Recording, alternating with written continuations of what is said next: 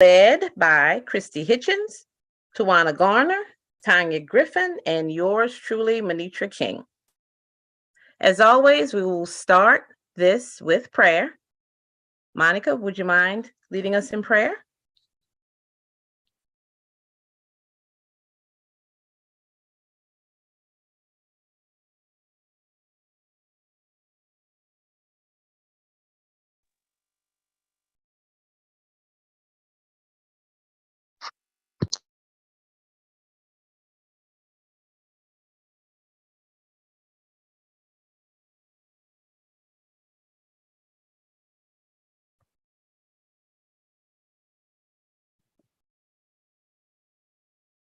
Monica, are you there?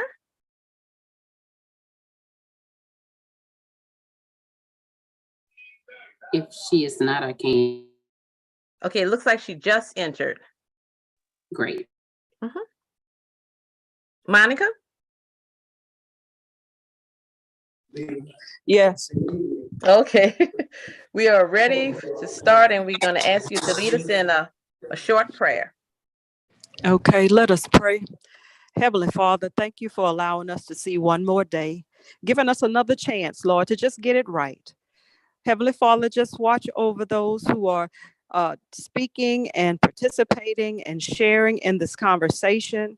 May it be to your will and to your pleasing that they have a sense of peace during these holidays, be it with family members, be it through just trying to cope with the death of a loved one. Lord, just touch and deliver and give us peace. In the name of Jesus, we pray. Amen. Amen. Next slide.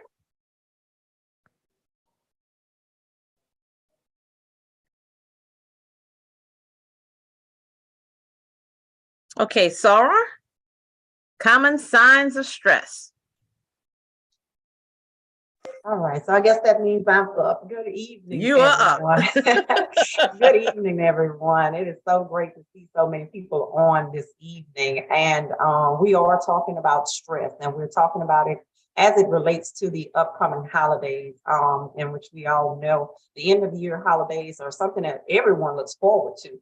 But we don't always pay attention to what the holidays also may bring. And that is one common thing, which is stress. So let's get right into it and talk about what stress is actually by definition. It is a state of mental or emotional strain or tension resulting from an adverse or very demanding circumstance.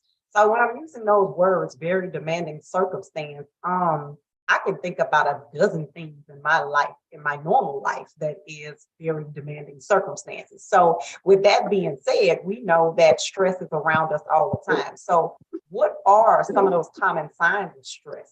It is, and we have a list here that talks about feelings, irritability, impatience that are wound up inside. Sometimes they're aggressive, overburdened, anxious, nervous, afraid. Sometimes you feel like you can't shut your mind off. And I know a lot of people talk about that a lot. And my daughter talks about that a lot too, when her mind is always racing. And some people have a hard time going to sleep because their brain just won't shut off all the time. And it just can't find that switch to turn it off because you're always thinking about the next thing that has to happen. Feeling neglected or even lonely. And when we think about stress, sometimes, especially during the holiday, we do relay those feelings or associate those feelings to the holiday loneliness sometimes, which can lead to being depressed. So, and then which can fall into being uninterested in life and some of those things that deal along with the holiday. Sometimes you feel like you've lost your sense of humor. You have a sense of dread because some people don't look forward to the holidays as well. Excessive worry, that anxiousness, again, that they talked about earlier, and unable to enjoy yourself. These are just a list of things, which it could be many, many more things that you are feeling, which are some common signs of stress. Our next slide, please. So in looking at the feelings that you might be having and all packed inside of you. And let's be rest assured that you're not always feeling all of those things at one time, because even one of those feelings that we talked about can be an overburden to a person as well. So how do you behave when those things happen in your everyday life? Sometimes you may find it hard to make a decision. Sometimes you are avoiding situations that are troubling you. We like to divert away from certain things so that we don't have to be involved with that. You might find yourself, like we talked about, the irritability. Now you're snapping at people and you don't know how you're coming off to others as well. I think about this in the workplace a lot, and just in my workplace. I won't disclose where I work. However, most of you do know what it is that I do. And I recognize that a lot in others, how they present themselves to you. And you kind of sit back and wonder, and you have to think about what it is that they're doing or what it is that they might be going through, because we're all human. And when people come at you a certain way, the human side of you wants to snap back at them as well. But if we all kind of keep in mind some of the things that might be going on with those persons, just kind of take that step back some and put it in perspective a little bit and try to respond a different way to avoid confrontation, because a lot of things can happen when you're dealing with stress, and we don't always know what others are going through because they don't always know what we're going through. And we don't talk about that either. So try to keep that in mind. There's some other things that might be going on, or you might see or recognize in others, and you might not recognize that in yourself, but nail biting. Some people this is just a habit, but for some, it is a reaction that is, I don't want to say uncontrollable, but if you do it with an unconscious type of behavior, you realize, and you might look down and be like, well, what are my nails? What is going on? It's a natural reaction that your body has to certain types of situations. Picking at your skin. I know a couple of people that, our bodies produce certain things. We might have a little bump here or there, not necessarily acne or not, but some of the things on your skin, and you just find yourself just picking at this one little thing, and it'll gain your attention. And then of course you're unconsciously continuing to do the same thing. So an inability or inability to concentrate on certain things when you have a lot of demanding circumstances going on in your life, which can lead to something that I feel like we all do sometimes, or eating too little. And I will admit that I am a person that when stress comes on me, I look at it in two different ways. It's a comfort for me. So I go to it to take my mind off of things, and it provides comfort for me. So I do have to watch that a lot because I do like to eat, but I do recognize when I am stress eating. And it's the complete opposite for some people, where they don't eat at all. And that could become unhealthy. And it is unhealthy on both sides when we're overdoing it or underdoing it too much when it comes to also some things that we really, really need to pay attention to when it comes down to our health is smoking or drinking alcohol more than usual. And I hope, the smoking or cigarette smoking, that is one thing that is detrimental to your health for one, and you don't want to overdo that. And a lot of times some people move into recreational type smoking as well, which they use the excuse as that it actually helps calm their nerves. So we want to be careful with that as well, because in one sense, we do have that medicinal recreational type stress reliever, but that is for medicinal purpose. When you're doing it recreational wise, we got to be really, really, really careful with that, because our younger generation, which I work with all the time, when it comes down to smoking, that is their very first answer that they go to, is that it relieves the stress. Well, we need to talk about what kind of stress are you having as a young person, and you need to relieve it in that type of way. So just think about you as an adult and what type of stress and feelings and behaviors that we're going through, and children who are not able to fully talk and discuss and even identify what stress even is. So we do want to keep that in mind when dealing with our friends, our neighbors, our relatives around the holiday season as well, because we do know coming into the holiday season, you see your family a little bit more.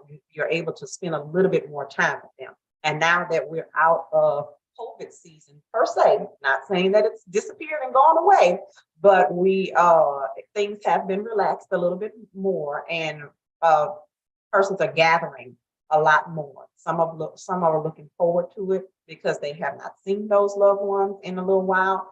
But giving you and providing you all with this type of information could be helpful when you do see those family members and such, and you might recognize some of those behaviors in them to be able to help them as well. And one more thing would be behavior, the restlessness, like you can't sit still. We have been kind of forced for a couple of years to kind of sit still, stay still, especially for 1 year in a sense. And now that the world is open, everybody wants to explore and be out doing things. But I don't think we've actually realized how much being secluded, stuck at home, isolated has built up some things within us. And now we're out in the open.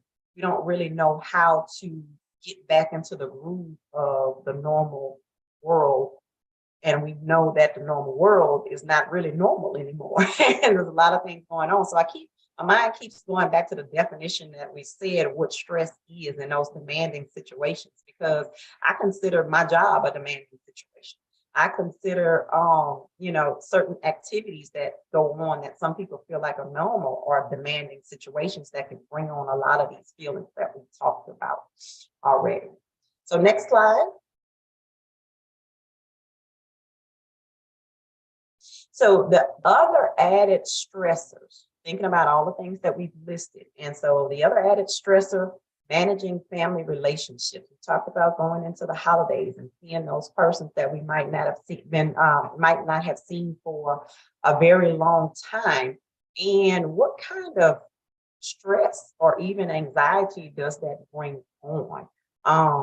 In my mind, I'm just going to give you an example because I can only speak from me and my examples. When I think about the holidays, I think about how my family is structured, so to speak, and you have the matriarch in the family, and most people are used to those matriarchs, organizing the family together and bringing the family in.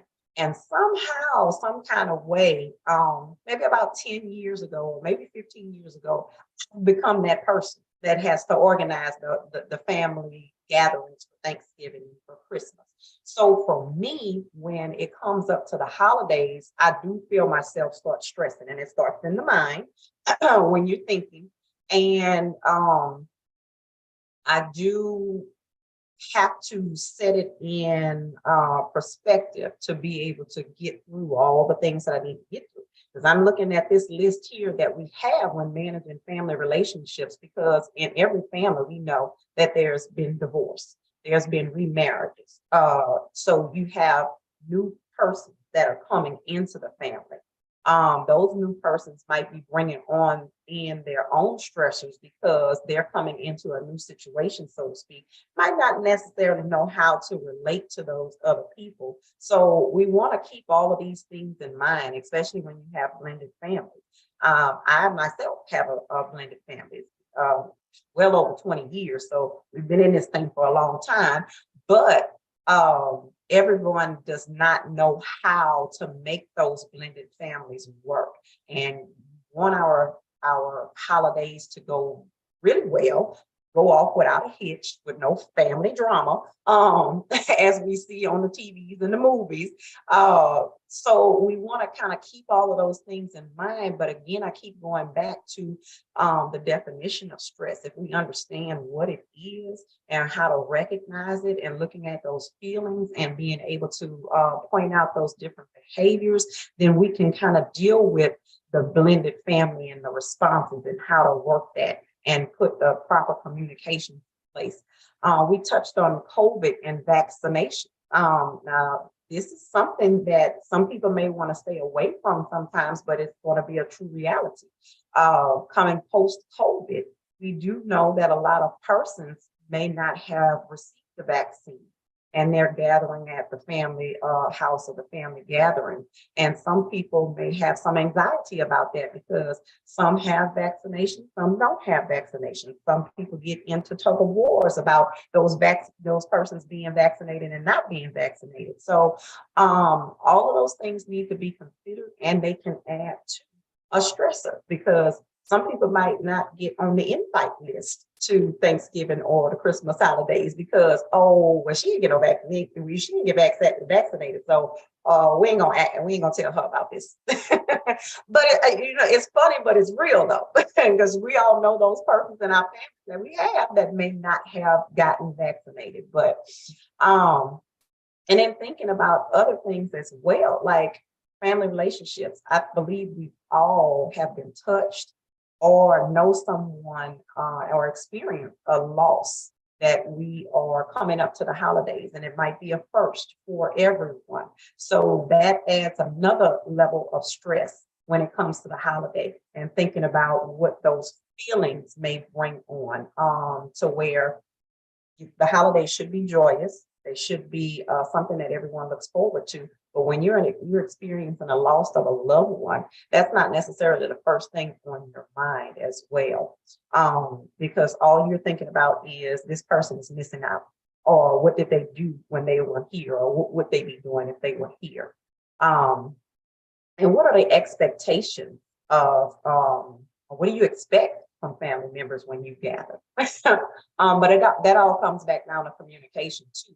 But when you think about all of this and you actually see it in writing about all the things that can affect and contribute to stress, I don't know if we really even realize all of that goes on in our mind or subconsciously in our mind what we're going through. We just know that we're actually just pushing through, and we want to get to the holidays, but then once it gets closer and once we get in it, we want to get through the holidays. I don't know if somebody can relate to that as well. You know, it's here, yeah, it's coming. I want it because I'm gonna get a little break. We're in the midst of it, but now I'm tired of these people. And well, we just ready to get through it. So as you're going through it, if you can just kind of mentally understand the different levels and how you taking this track, and because we're actually on a little ride when we're going through these holidays as well. And just thinking about traditions. Some people are just having first-time families during these times. You have a brand new baby. You want to implement and start new traditions. But how do you start new traditions when you might have some old traditions that people want to recognize too, and they may not understand what you're trying to do? I'm gonna just throw this out here because I don't know how many people. My youngest child is 19 years old, y'all, so I don't have no little babies. But I work a lot around a lot of persons, and I would say that I do have my bonus son does have a daughter, and she is 6 months old, so it's my bonus grandbaby. And I know we celebrate 1-year-old birthdays, but we got an invitation for a half birthday. And I never knew what that was. I'd never heard of that before in my life, but it was a big celebration. It was an invitation. It was a party for a half birthday. So I had to bring that in to say about traditions, because again, families starting now want to start their own traditions, and we have to kind of be open to that, but we have to kind of be open to things that are already set in place and figure out how we're going to manage that. But again, that could bring on another level of stress as well. And I will let you all know I did make it through, and it was a wonderful time seeing baby with the Mickey Mouse at the 6-month birthday party. So with that being said, talk about difficult relationships with siblings and family members. Oh my goodness. Who does not have some type of difficult relationship or a past history with someone that you might be regretting to see during the holidays. Or we have that uncle or that cousin, that's such and such over there, and people try to stay away from them. And we all have them. So nobody is exempt from that. And we've all dealt with it. But again, subconsciously, these are things that are going through our minds that we may be approached with or may be faced with when coming into our holidays that we want to think about. So next slide. And stop me if I'm moving too fast or if anybody has any questions or wants to interject as well, because I think this is a good place for us to have some conversation about some things as well. And with that being said, we are at the poll question. So, Manitra, do you want me to go through them or how do we want to do? I'll read the poll questions. Okay. So, poll question 1, how wedded are you to traditions? A, very entrenched, keeping traditions, or B, I can be open to letting go and doing something different. I'll start. I can be open of letting go and doing something different. I love doing stuff different, but I like change, and I kind of sort of jump into the deep end of the pool when it comes to change. But a lot of people can't. A lot of people, to embrace change means that they've got to change, and people are resistant. Their change sort of challenges their predictability. And as human beings, we like things to be predictable. We do. We're going to have Thanksgiving dinner at 3 because that's the time we always have it. But maybe we need to have it at 1 for a change so people can get home early. And people are like, well, no, but this is what we've always done it. How many times have we heard that? So, Manisha, if I can just add that, when you're talking about that, doing things different, a lot of people like to stay in their comfort zones with that as well. And it makes it, it adds a stressor to them when they're moved out of their comfort zone as well. So that does play a part in that. And if it's something that can be slowly incorporated or talk about it and prepare for it, it might be easier. But, some people don't like to deal with that change that, and like you're saying, because I'm not comfortable anymore.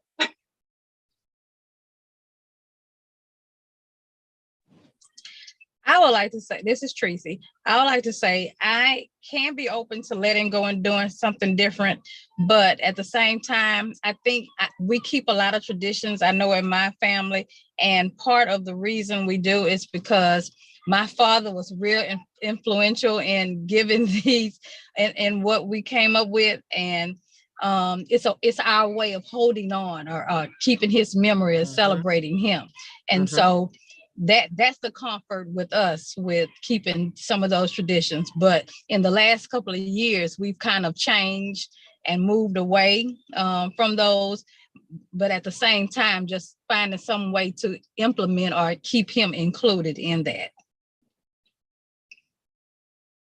Okay. I'll go ahead and say something. And I'll turn on my video. Hello, everyone. Hi. I would say I'm definitely open to letting go and doing something different. Unfortunately, I don't have any children or anything, so I don't think I've been able to start a new tradition. But I would be definitely open to doing something different. How challenging is it for us to do something different? Hello, everyone. I don't have my camera on, but so for me, I have 2 smaller kids, and I have came into the habit of starting my own traditions and doing things differently. It's kind of a big change for my mom and dad because they're used to doing things their way whenever they were growing up. But it's very fun for the kids, and with the new generation, their personalities and everything is so different that I think starting our own tradition lightens them up and kind of broadens them more so than keeping the same tradition from when my parents were younger to when I was younger. So with everything being so new now and technology and everything, our new traditions is well open for the kids and they enjoy it. Well, looking at the answers in the chat, looks like the bees have it. So that's a good thing. It's good. And this is Kelly. And I just want to say that I was trying to change some things up with the menu and all for this year. And my niece, your daughter, and my son had a sidebar with me and asked me why was I changing something. They wanted to keep it the same way. And I thought that was hilarious because I'm the older person and I call them the Gen Zers and the millennials, and they wanted to change. It was just a simple, slight change of the menu. And I got pushback from somebody younger. And I just thought, I patted myself on the back for trying to change. And the younger kids were trying to keep me traditional. Yes, they just preferred the snap beans versus the roasted corn or roasted squash you were going to do or something. Yeah, and I got what did my son said, yeah, no, don't do that. And Kelly is a very good cook, so whatever she does is going to be wonderful. But they're like, no, we want this is the fresh snap beans and the sweet potato crunch. I was like, wow, okay. I want to add something if I can. One, I am one of the people that loves change. So doing something different for the holidays makes it fresh and new. But I also want to add to the comment that the young lady said that she didn't have a child and she couldn't make some of the changes. With that, you all, whatever we don't have in our lives, try not to focus on that and focus on what we do have in our lives, and let's enhance and bring about those things, because it could definitely bring about change where we didn't think change could happen. So look for a change in the most unlikely places, and it may bring a little bit of joy that we didn't know we had. Well said. Absolutely. I'm gonna agree 100% with Shy on that one, because when I didn't have kids or a kid and I was trying to make a change, and all of the aunts got on me because I was young and we don't come in here with that and all of that. And you don't have any kids, so basically be quiet. And it is tough sometimes when you have the old guard standing, it can be very, very difficult. All right, next slide.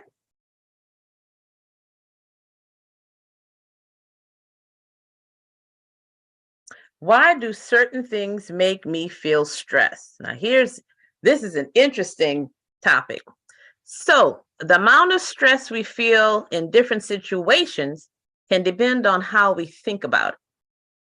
So we call that like cognitive reframing, rewording it, rewording your narrative that resides in your head. Case in point, you get in an accident. And you could sit and fester about this accident, get angry at the person, or you could say, I survived it. Car's the only thing that's banged up. I'm not banged up. And when you change the narrative in your head, your body will respond accordingly. The more negatively you think, the body doesn't want to carry that. The body wants to literally get rid of it. Hook or by crook. So if you change your narrative, the body will be more relaxed, allowing you to naturally mitigate the stress that occurs. Also, our perception of the situation. This might be connected to our past experiences. And from my line of work, it is most definitely attached to your past experiences. Unfortunately, it's the negative past experiences. And sometimes your self-esteem gets caught up in it, and it affects our thought processes. How skilled are we at dealing with pressure? Now, most of us are Soros, so Deltas are good at handling that stress, or so we think. Many of us can handle a crisis. We're good at it. We're good at problem solving. But that's a double-edged sword, because we can get so caught up into solving the issue, completing the mission, we forget to take care of ourselves. We forget to listen to what our body is telling us.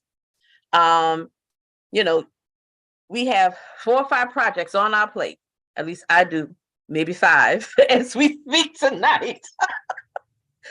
And, you know, I'm trying to juggle it all and I'm ignoring that. Oh, I have a slight headache. Did I eat today?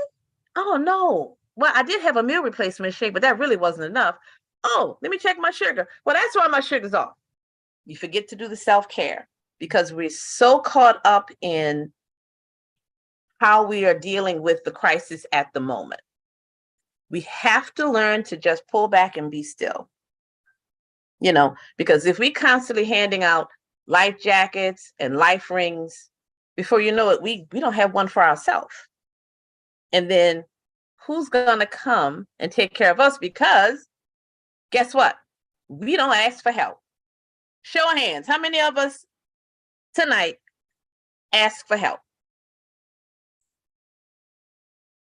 Yeah, that's what I kind of sort of thought. I'm glad that's not a question that's going to get us into heaven, okay? Why is it so difficult for us to ask for help? Anybody? I'm gonna open it up. Hi, this is Andrea Toussaint. I just had to jump into this because I am totally guilty of not asking for help. Because in the past, when I've asked for help, I was always disappointed.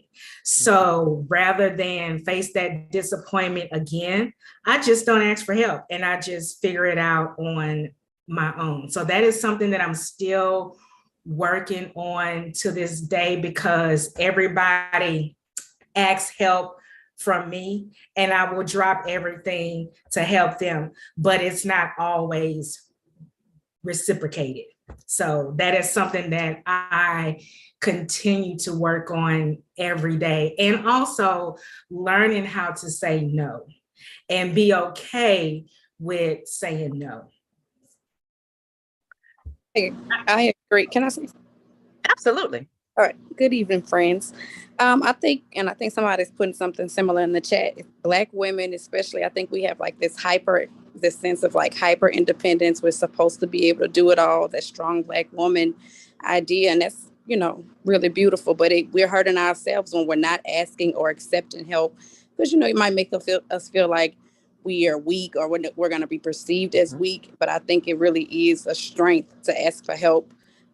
Because everybody needs some, and I think it's different. It feels good to be on both sides of help, to give help and to receive help. So I just think we need to do a little bit better as a group, to kind of become okay with it and not really, also look down on other women who do ask for help or accept help because they were willing to be vulnerable to do that.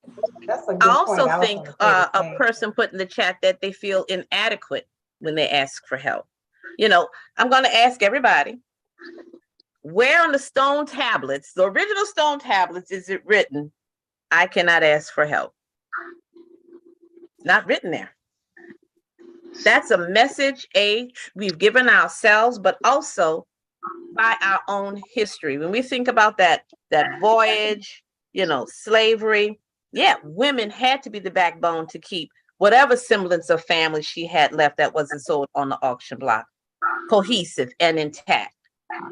We had to do it. We did not have time to do the ugly cry with somebody.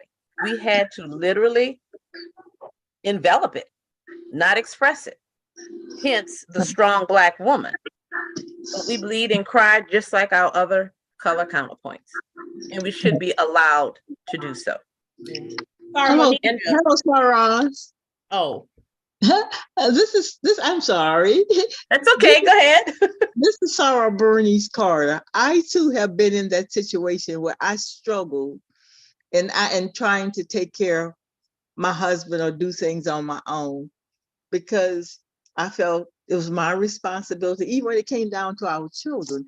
But an elderly Sarah told me one day, she said, let me tell you something, baby. She said, I know a lot of people give you lip service. A lot of people, she said, but you can sort it out. Some people say, if you need me, I'm here for you. Call me. Where some people just step right in. But in the meantime, you just keep saying, no, I got this, I got this. And I looked at it from her perspective. She said, you are blocking my blessing. When I tell you I want to help you do something, you say no. And I thought about blocking her blessing, blocking somebody else's blessing. I had never thought about it from that perspective. But in the end, when I finally did open up and ask for help, even my son-in-law said, Mom, I was wondering when you was going to let me help you. It's just like the weight of the world has started falling off. But, you know, but I do, like one sorrow said, I'll do anything for anybody. But I don't know why I didn't have the same expectation for me, that somebody would do the same for me. But when I say I'm going to do something, I try to keep my word and do it, because I remember and know how it is. But I think, like someone said, it is a shared experience. But I had to grow into that it's okay to accept help. If it's offered, genuinely accept the help and be blessed. Ms. King, I'm gonna come to you next, Ms. Griffin. I just want to let you know that we have a question from our Facebook page. It's from Ms. Harris, and she was asking, do we think that age has a lot to do with it, you know, with us accepting the help or not? Yes. I'd like to jump in that one.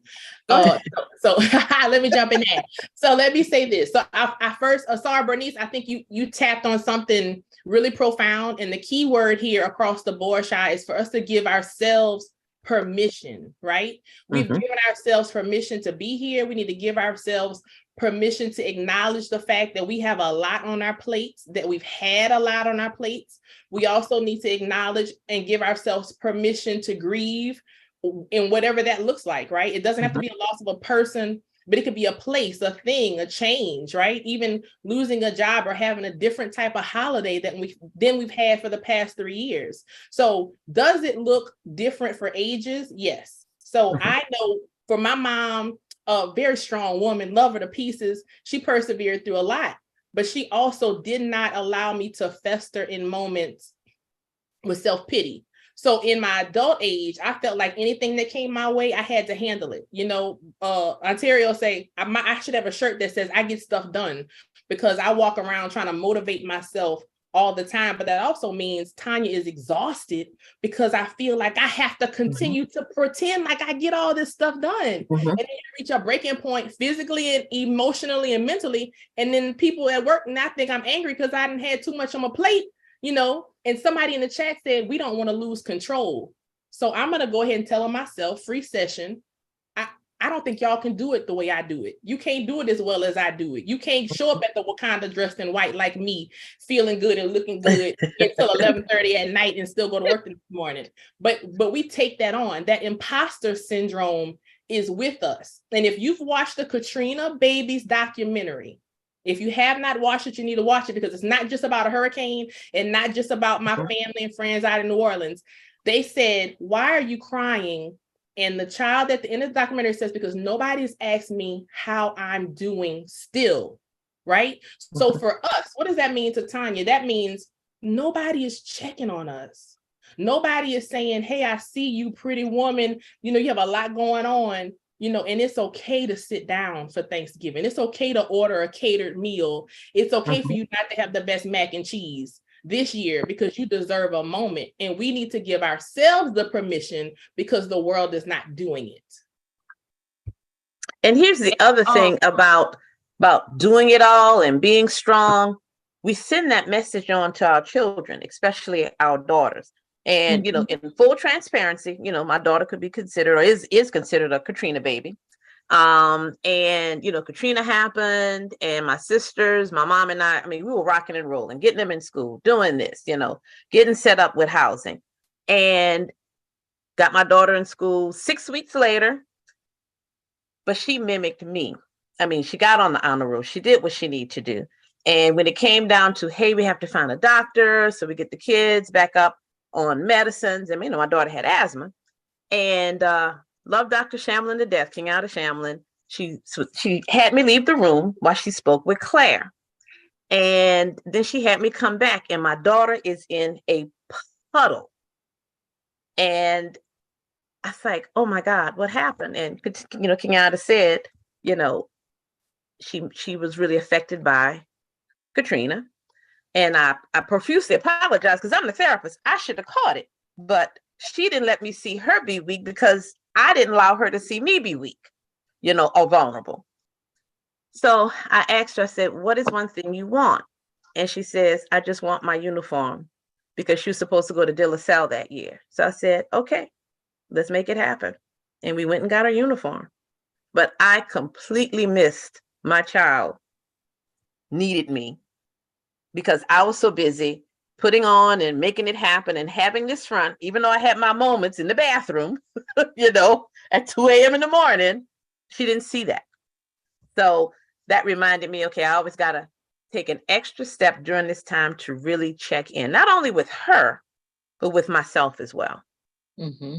And nobody likes to feel vulnerable or inadequate. That V word is crazy, but strength and weakness are opposite sides of the same coin. So I'd like to ask a question here that's not on the polling system, but if we take a look back at the holidays, I mean, let's do a self-reflection, right? How many of us are now thinking about the emotional resilience and intelligence? How many of us are not consciously aware that we're piling things on because we're dealing with new normals, right? Mm-hmm. So like I realized that over the last month, I'm purposefully adding things to my plate as a distraction. So are we doing that? And then what are some things with how we may be negatively coping with how we're handling stress, right? So that's something to think about. So our last topic, our emotional resilience to stressful situations. Resilience is almost like building a foundation, right? Sometimes resilience is learned, but I think it's a combination of learning and how you are wired and put together. But to do that, to figure out who you are, you got to sort of be still in this process to figure out what's the best way for you to handle an uncomfortable or stressful situation. Because we all don't handle it the same way. Some of us fly off at the handle, curse like a sailor. I've been guilty of that. And then sometimes I can be very calm and quiet, not buy the ticket to get on someone else's crazy train is how I always phrase it. Because it's quick. Before you know it, you done bought the ticket and you down in the second car, you riding down the track. Mirror work, figuring out where you are in this process. Next slide.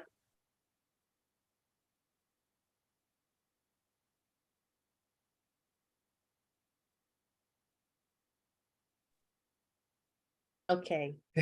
So here we are. Look, I'm typing. About to call you. No, I'm typing in the chat as well. We have some good things going on in the chat for those who aren't able to see it. Kelly is saying we're having to move along, and sometimes when we express our feelings, we feel like it may have some negative connotation to it. But I was just saying we're all human. We go through major types of trauma. There are things that come with the little t, right? Like maybe losing a job, having a breakup, having certain things go on with family. And then there's certain things with the big T, big trauma, big phases of stress, like a hurricane, a natural disaster, like living through a pandemic or losing a loved one or a parent. And so I think that it's very, like you say, vulnerable, but it's also really healthy to take a look at some of those types. And so ways to manage stress: know your limits, right? Know when you need to say no. Know when you need to draw boundaries. I'm going to add to that. Know when you need to remove yourself from toxic people. Absolutely. Oh yeah. Toxic situations. I've always tried to be a giver, not a getter, but that also has done a lot of wear and tear on my spirit. So being able to say, I need to be here for two beautiful little girls and for the children that I serve in the parish. So being able to draw lines. Also coming with that, be more mindful, be more aware of what is happening outside of your body and inside of your body. Because if you're having a fast heart rate, right, your blood pressure may be high, that's a stressful situation going on. So being aware of when those types of things occur. Letting go of your sense of control. So love to think about the things that I can control, like what I put on, right? The company I keep, you looking at you beautiful women. And then also saying things I cannot control. I cannot control the weather. I cannot control, what somebody else does or says to me. But what I can do is take a look at how I receive it, how to reframe that thought. You talked about earlier, having that positive outlook, right? And letting go of the things that I cannot change. You heard that before. You know where that's from, right? Mhm. And Right. having the sense to know the difference and being able to say no, being flexible. And then also, I want to say, what is your body saying or doing? So when you're smiling and when you're feeling good and when you're doing some Zumba, you know that those types of activities feel good to you. So that helps you to be able to manage the same way these bullets do, right? Also, being intentional with whatever you have going on, taking a moment to say, what is my limit? Have I had enough? Have I had enough of that Big Mac with the, special sauce, lettuce, cheese, pickles, onions on a sesame seed bun? I see you, Shy. I see you. I called this out. Okay. Thanksgiving, you got to know when to I've already disclosed.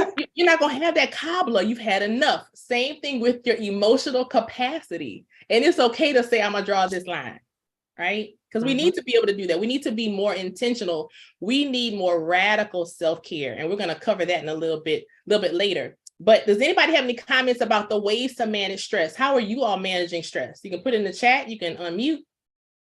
Well, human beings are the only species that wants to control everything. Other phases of nature, they don't worry about controlling. They really don't. But for us, to control something means it's predictable. Even come down to the rising and setting of the sun. Meteorologists will tell you at 6:39, the sun is going to rise, and at 4:43, the sun will be setting. Why do we really need to know that? Do we really need to know that? No. Why not just be in the moment? Why not just be? Yeah. So can we take a breath together in the moment? I like to breathe, y'all. Yeah, I know you like to breathe. I love to breathe. Tanya couldn't breathe in 2020, but he is amazing. He fixes all things. Let's go ahead and sit up straight. Put your hands wherever you like them, feet flat on the floor on your couch. And we're gonna take 3 deep intentional breaths together, breathing in through your nose and out through your mouth, nice and long and steady. Breathing in. And then exhaling out nice and slow until the very last bit of breath exits the body. And let's take another one. Breathing in. And exhaling out. And breathing in peace, nice and slow. And exhaling out love.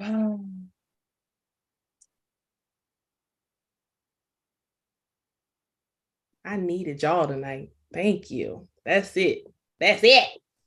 I wanted to add about letting go of your sense of control. For those of us who are perfectionists, just telling on myself, just trying to let go of the idea of a perfect holiday. Everything's got to be perfect, the decorations, the food, that everything just has to go a certain way, and just kind of letting go of that and enjoying the holiday, enjoying your loved ones, and realizing that everything is not going to be perfect. Something's going to happen, something always does, but it doesn't mean that you can't enjoy yourself. That's right. Well said. We also need to really learn to be flexible. I know one of the questions I asked my clients, I said, how do you see yourself? Do you see yourself as an oak tree or as a willow tree? And 9 times out of 10, everybody sees himself as an oak. And then I was like, what happens to an oak tree during a hurricane? And then they sit and think. They topple over. The willow tree knows how to be flexible and go with the wind. You've never seen a willow tree toppled over in a hurricane or a storm. So we kind of sort of need to learn how to be both, and when to be the oak and when to be the willow tree. That's right. And we have some people in the chat. Someone says, I normally just cry and pray my stress out for a second, and then I keep pushing through. If you don't feel like cooking, have a meal catered or delegate responsibilities to others with an exclamation point. And then someone else says, to cope with managing stress, they write in their journal and they say affirmation. which are really, really good tips. Yeah. And you know what? If you can get up every morning and give yourself a positive mantra, like for me, I promise I'm not going to curse anybody out that's driving slower than myself. Okay. I just throwing that out there. Honesty, you know, I'm going to be good. That's a positive affirmation, just one, not four, just one that you can keep and walk with during the day can help. That's right. And someone says they call their prayer partners. Walking in the morning is a great stress reliever. I like to start my day with gratitude. And you all know I like to dance and do Zumba. Tomorrow morning, 5 a.m. starts kickboxing. My first day, wish me luck. I start the day watching a sermon on YouTube, and it seems to start my day off right. Yeah. So being aware to know what you need. You know, I'm not going to listen to Labusi, and I know I have to go and everybody like, yeah, Labusi. Not go into an environment where I need to be my best self for others. Listen to that wonderful Savage Life album. I have to listen to something that's going to feed my spirit, right? And cultivate what I need to prepare me for the day. The same way when you put MapQuest, right? You put the address in where you're going. You want to have the same roadmap for your day started when you first open your eyes. And classical music, I know people forget about classical music, but classical music, you know, research has shown such positive stuff about it. It literally can rewire the brain. If your brain gets to be rewired, your body's going to follow suit. So classical music is wonderful. And Christmas music, classical Christmas music, I am there in a ball gown and opera gloves. I'm just throwing that out there. Next slide. Okay, so the poll question. How important is control for you? Very important, somewhat important, not important at all.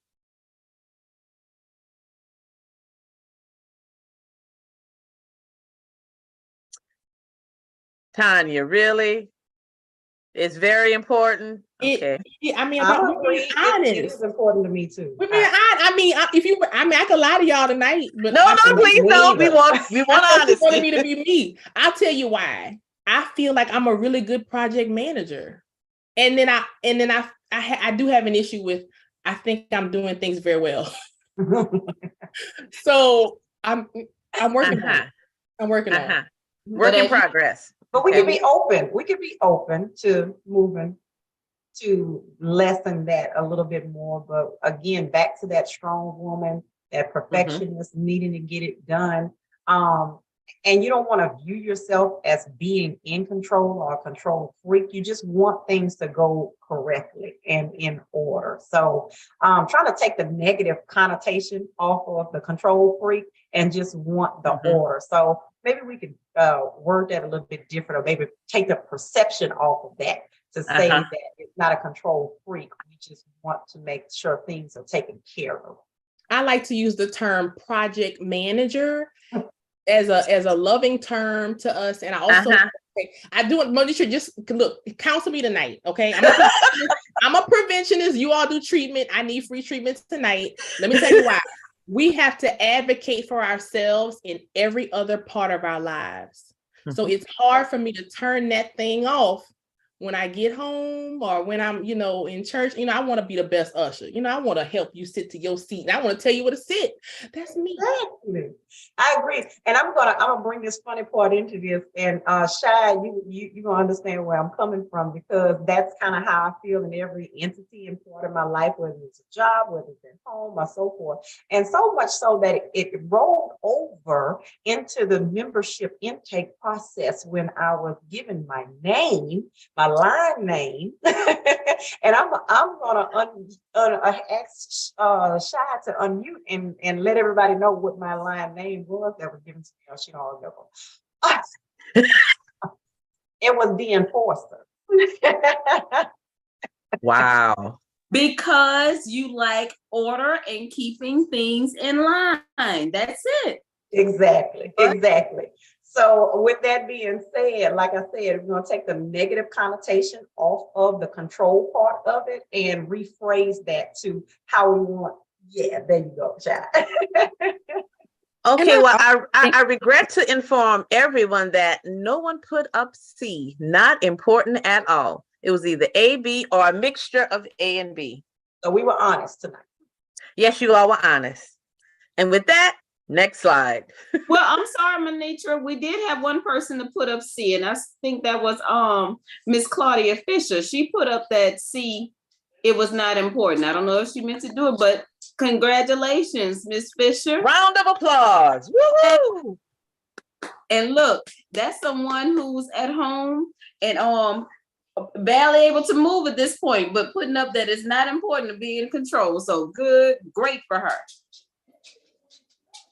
All right, and our last soror of the night. Is that me? Yes, that's no, that's Okay. Miss Garner, Sarah Garner, Tawana.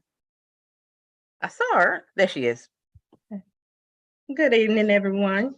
So we're going to look at, for the last one, are you really taking care of yourself? And self-care has been a big topic recently.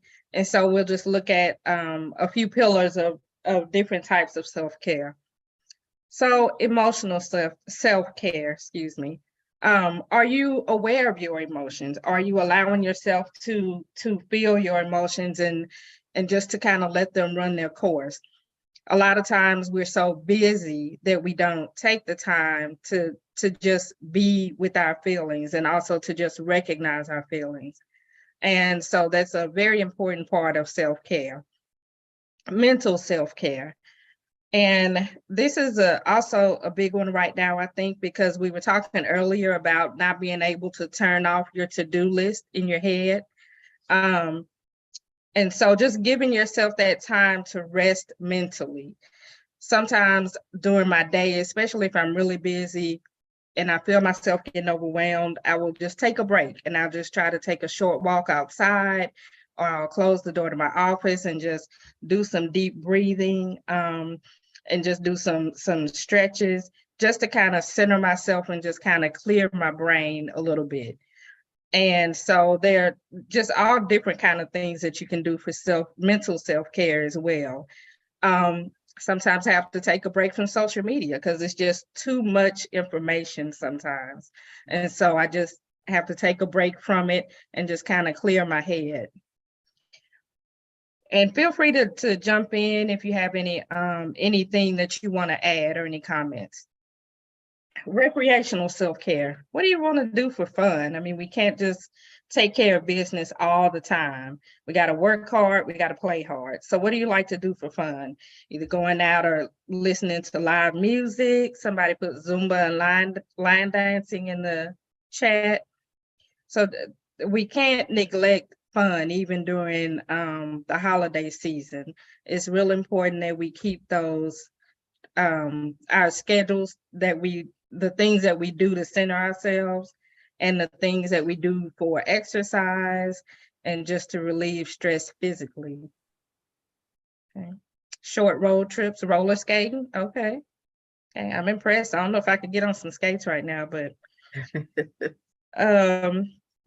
okay, environmental self-care.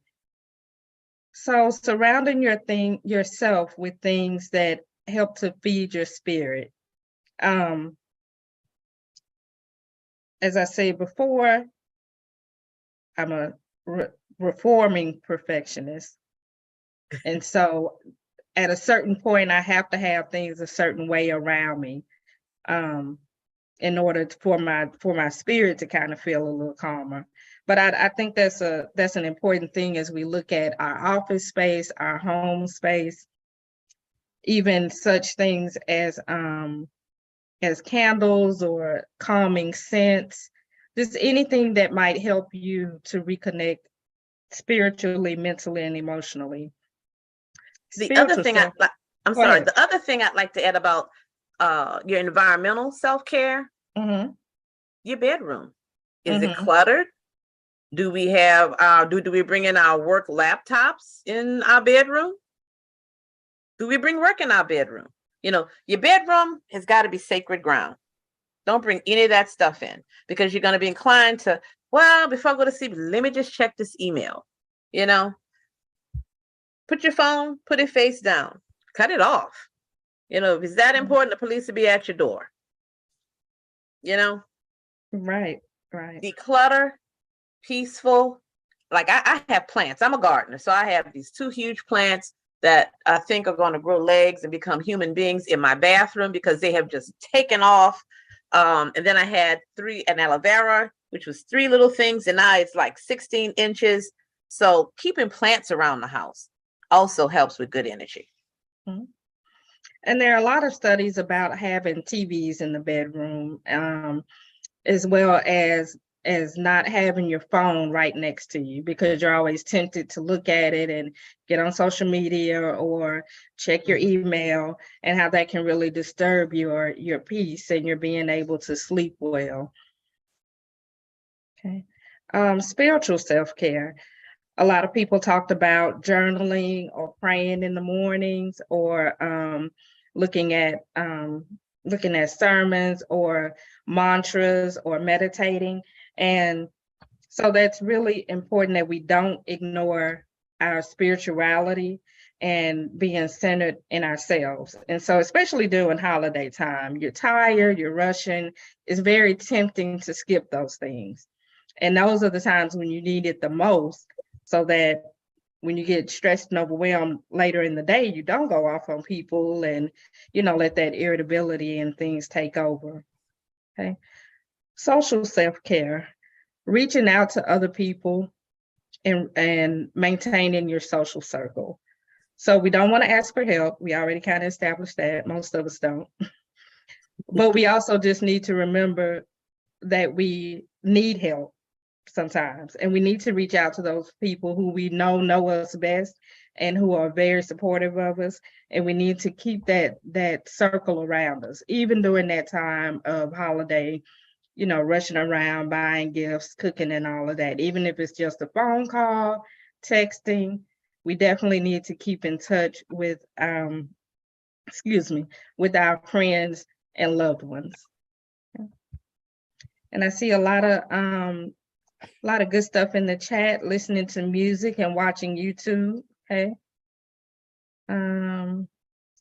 Somebody said walking with family. Hey, massages, that's a good one. It's definitely a good idea. Okay. Cooking and crafting. Okay.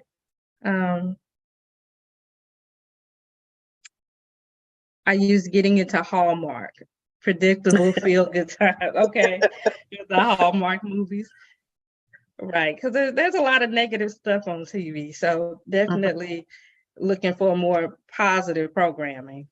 And people forget, and I know I'm 61, but I remember I Love Lucy, Funny Stuff, Dick Van Dyke Show, Bewitched. I mean, they had some really double entendre when it came down to, certain lines with Uncle Arthur, And, anything that can make you laugh, right, can heal. And don't forget a good musical. I am a Debbie Reynolds fan, and Singing in the Rain, you guys have got to watch it.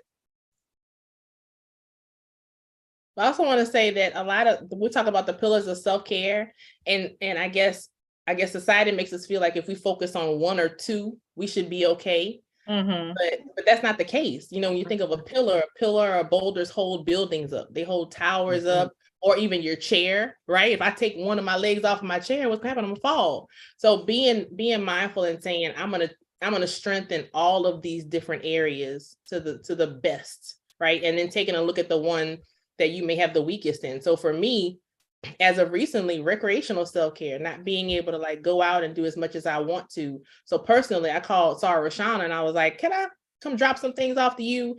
And I knew what I needed, which was just to have a conversation with somebody who's a best friend and let a lot of things out.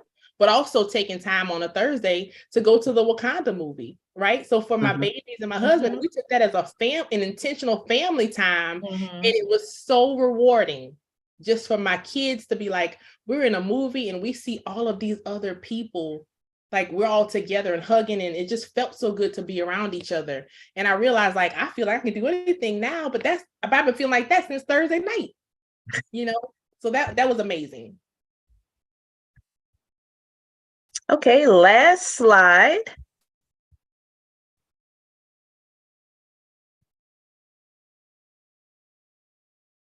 Are you taking care of yourself based on the 6 pillars of self-care.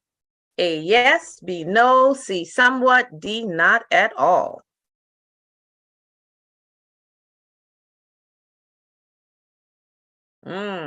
C's, B. Okay, more C's are coming up. Somewhat. Still working on it daily. Yeah. Not at all. Somebody put D as in Delta.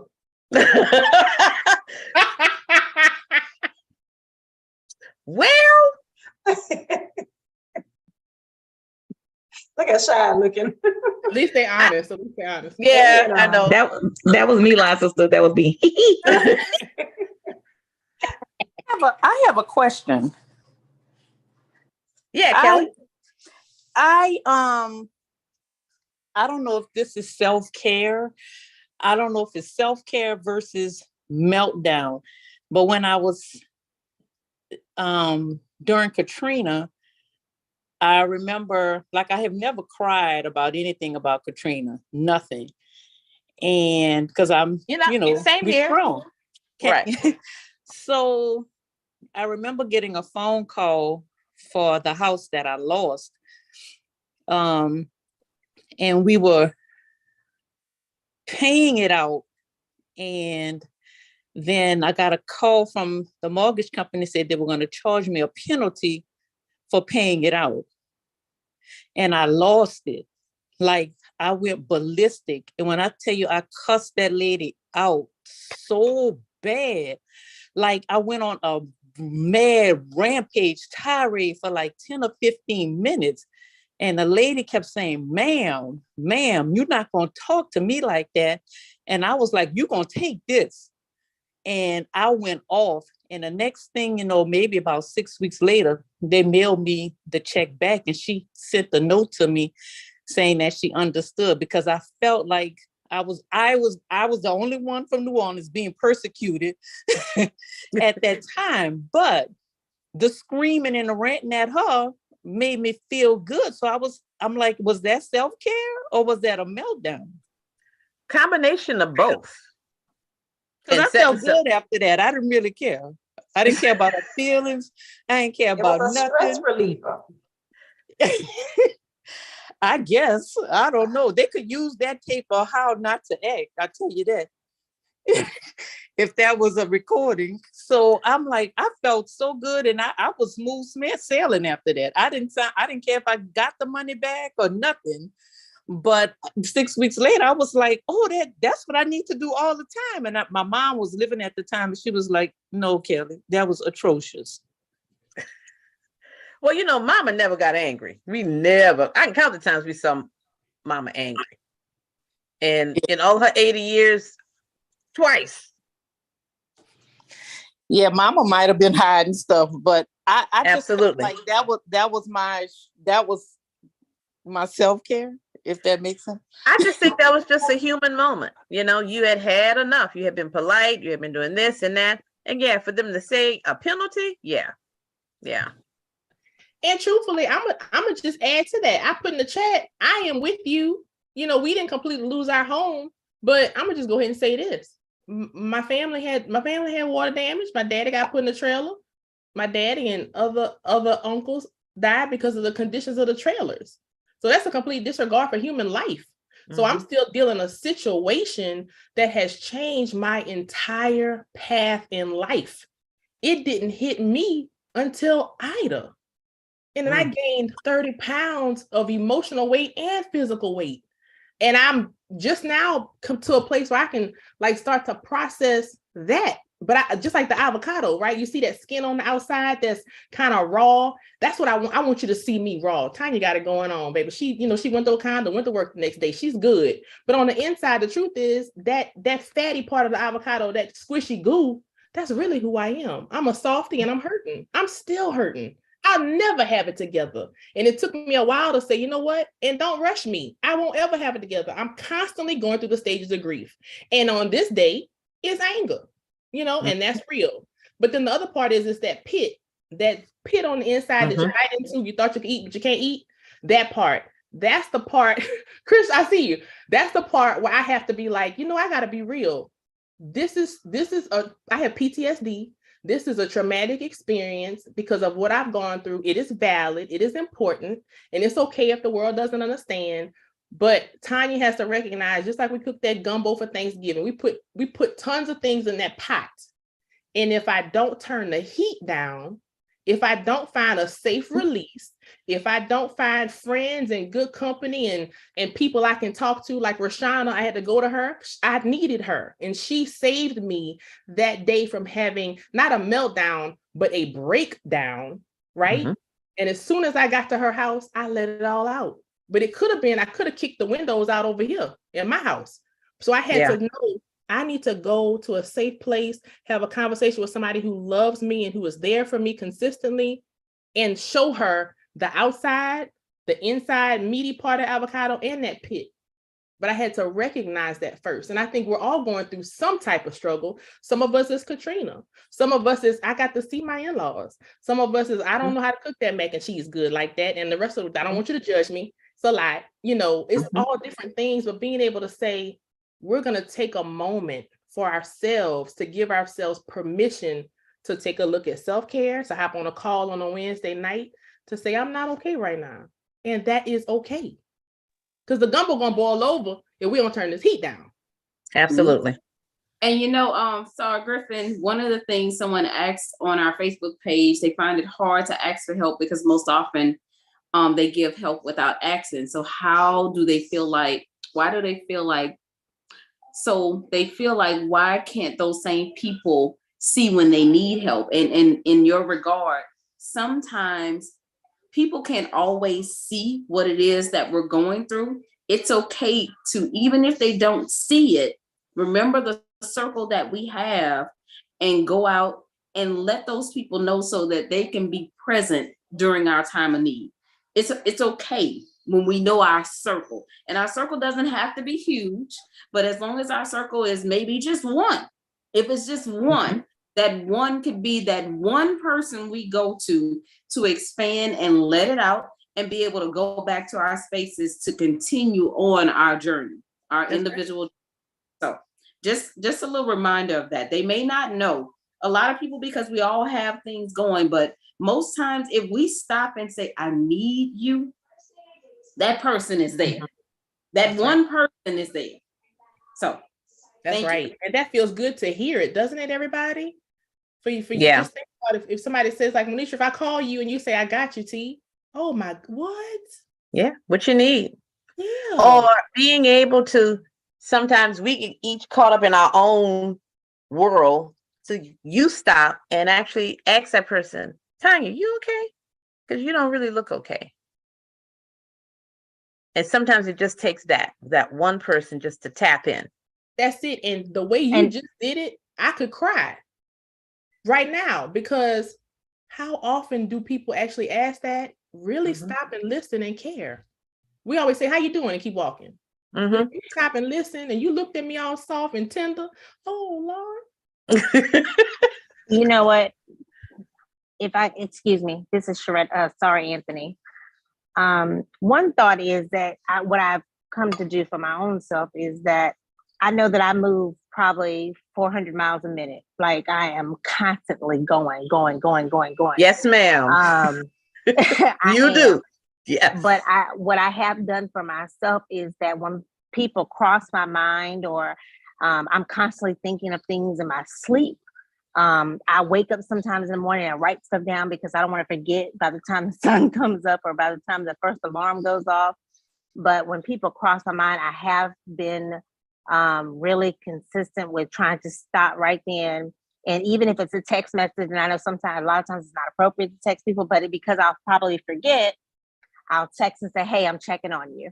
Hey, you crossed my mind. Or, hey, and I've done that with Sarah Griffin because she'll cross my mind and say, hey, let me stop one for a minute and just check on you and see how you're doing. But, and it's not 100% that I expect people to do that for me, but it does feel good when people say, hey, and I don't really accept help very well. I am. No, really. I'm so guilty of not really accepting help. But I certainly internally appreciate when people offer their help to me. But yeah, I just kind of want to throw that out there. I do, that is intentional. I do try to stop when I think about somebody, because then I hate to hear that, something happened that I may have missed and I may not have been able to extend my hand to check on them, when I could have just stopped in my moment and said, hey, they crossed my mind. I knew they crossed my mind for some reason. I could have checked on them before the fact.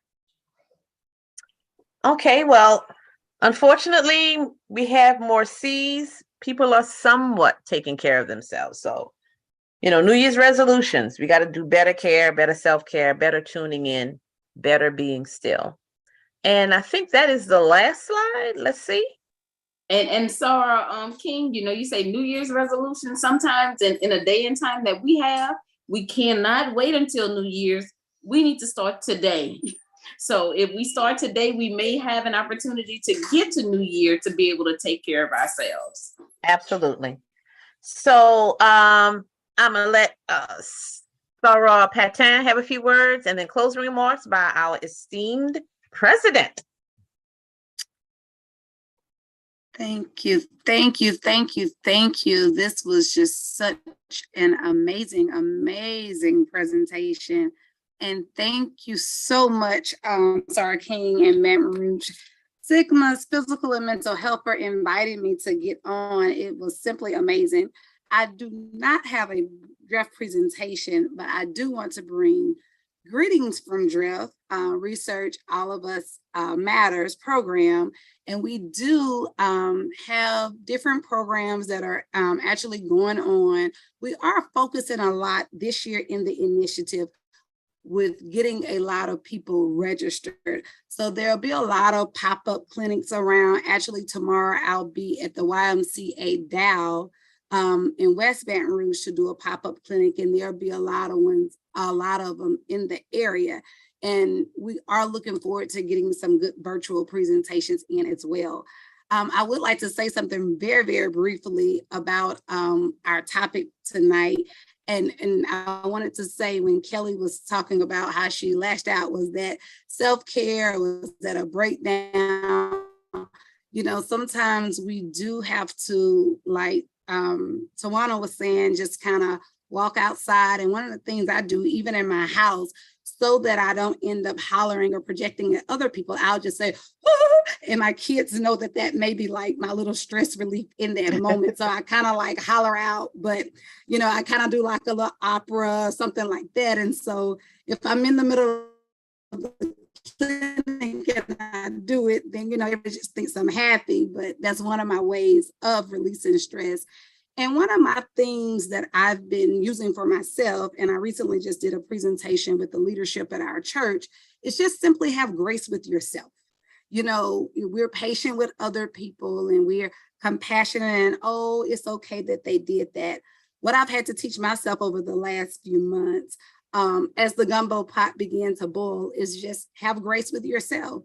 So if the clothes don't get folded, it's okay. If you don't get to make the activity, it's okay. And when I begin to do that, or if I made chicken but didn't make two sides and said, okay, here's a loaf of bread to go with it, it's okay today because I have grace with myself. So that's been the thing that I've been using, and it has really, really worked well, and I'm glad. So again, I bring you greetings from DREF Research All of Us. Of course, our campaign objectives are to create awareness and encourage health in the African American community. We're passionate about us getting research to be able to help individuals in our community, because one of the things we know is there's not enough research with us. So research is beyond the cardiac disease, the diabetes. It's also important for our mental health so that we can make sure that we have the treatment appropriate for us. You can scan this QR code if you would like to learn any more information about DREF. Join allofus.org/DREF is the website, or you can always reach out to me, the Baton Rouge Citywide Coordinator, to get more information. Again, thank you all greatly for allowing me to have a few seconds of your time tonight. And this was a very, very awesome presentation, and I absolutely needed it. Thank you all.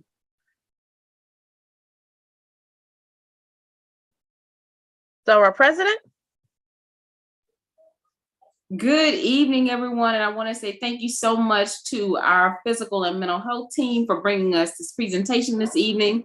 It is such a time-worthy event that we've had. And I want to thank DREF for being here as one of our co-partners for this particular event.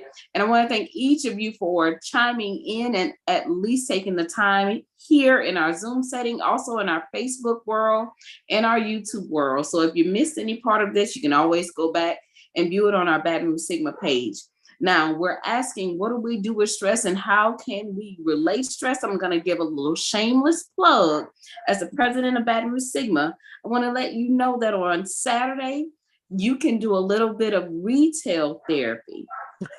Our Economic Development Committee is bringing to the Baton Rouge area, the North Baton Rouge area, the second annual Crimson Market, where you can get your holiday shopping started a little bit early. And even if you don't want to shop, you can come and give a $5 donation that will go to a very good cause of supporting Black businesses as well as scholarships. And you can browse and get ideas about what it is that you want to get for your loved ones. And even if you don't want to get anything for your loved ones, you could probably get something for yourself or just get some you time. So with that, on Saturday at the Southern Laboratory School from 9 a.m. to 4 p.m., you can come in and browse the vendors that will come and serve us for the day. Now with that, look to the Baton Rouge Sigma link and make sure that you're looking for all of the programs to come. We thank you for this evening. Thank you again to the leadership of the physical and mental health team. Thank you to the presenters for this evening. And thank you for sharing with us. Have a great stress-free evening. And we look forward to seeing you real soon. Happy Thanksgiving to all. Happy Thanksgiving. Gobble, gobble. Thank you.